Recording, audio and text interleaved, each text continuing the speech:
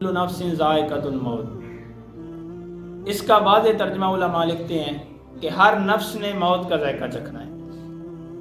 جاندار چیز ہو اس نے مرنا ہر حال میں۔ یہ نہیں ہو سکتا کوئی کہتا ہے کہ اسے اگر اس کا ایکسیڈنٹ نہ ہوتا تو اس کو موت نہ آتی، اگر یہ روڈ پہ نہ جاتا تو اس کو موت نہ آتی، اگر اس کا دل کا مسئلہ نہ ہوتا تو اسے موت نہ آتی۔ دل کا مسئلہ اور ایکسیڈنٹ کا مسئلہ ہوتا یا نہ ہوتا، اللہ رب العزت نے اس کا وقت مقرر لکھ دیا ہے۔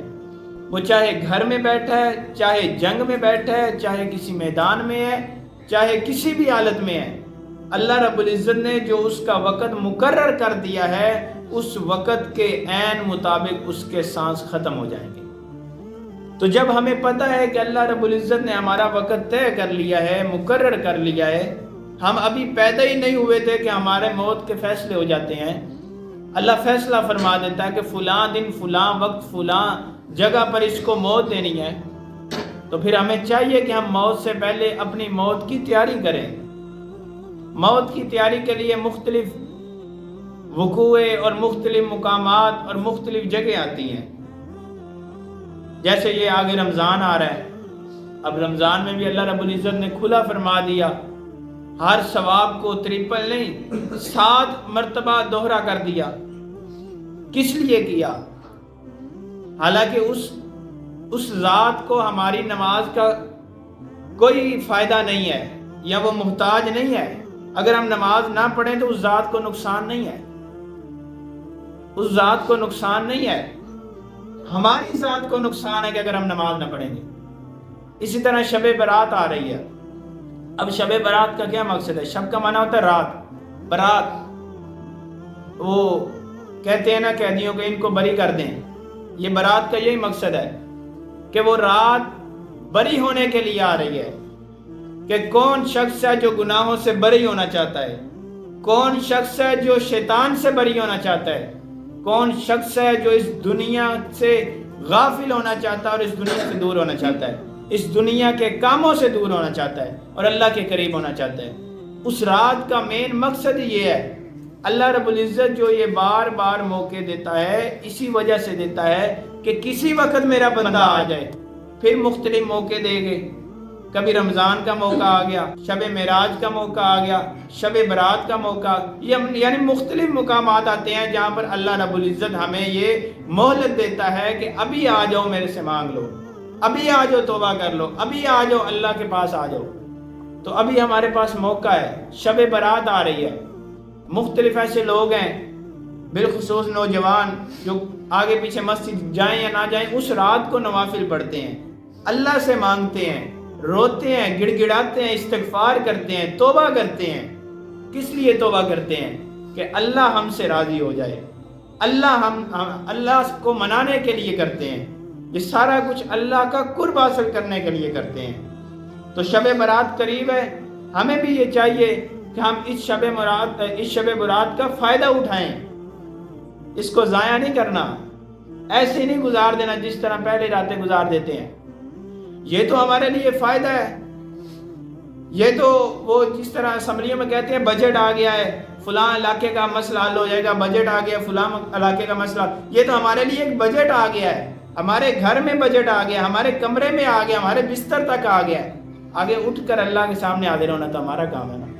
بجٹ تو اس نے دے دیا کہ آؤ میرے سامنے توبہ کرو، پچھلی رات چلو آپ گناہوں میں تھے، اس رات میرے پاس آؤ، میں تمہیں معاف کروں گا۔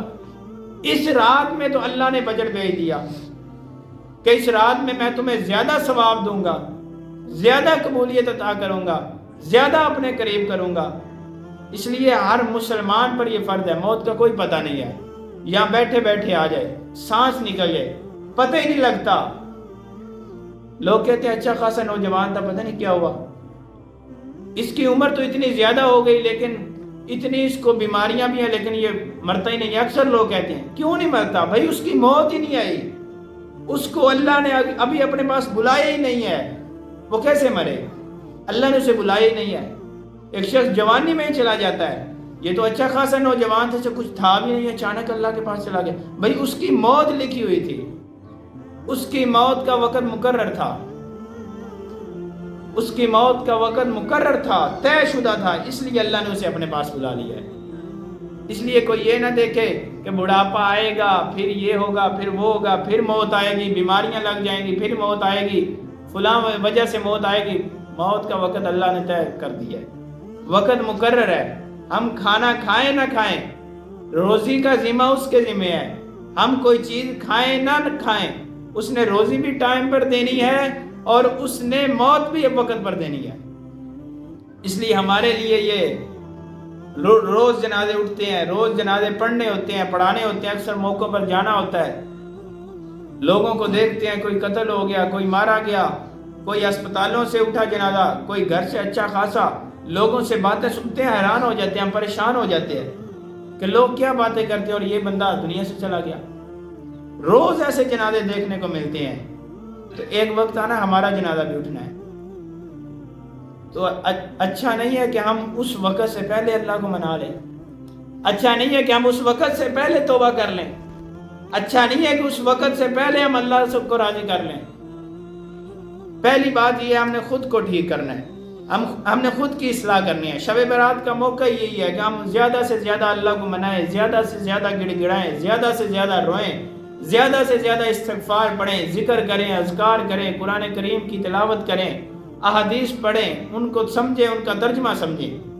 پہلا ہم پہ یہ ہے کہ ہم نے جو حلیہ بنانا ہے، جو لباس ہوگا، جو حلیہ ہوگا، جو طریقہ ہوگا، جو چال چلن ہوگا، غیر مسلم دیکھ کر بتائے یہ مسلمان آ رہا ہے۔ ہم نے یہ سارا چیز اپنے اوپر اللہ کے احکامات کو فٹ کرنا ہے اور رسول اللہ صلی اللہ علیہ وسلم کی سنت کو اپنے عین مطابق کرنا ہے، تاکہ ہم قبر میں جائیں چہرے پہ سنت رسول ہو، قبر میں کوئی اور چیز ہمارے ساتھ نہیں جائے گی یہ سنت رسول کے علاوہ۔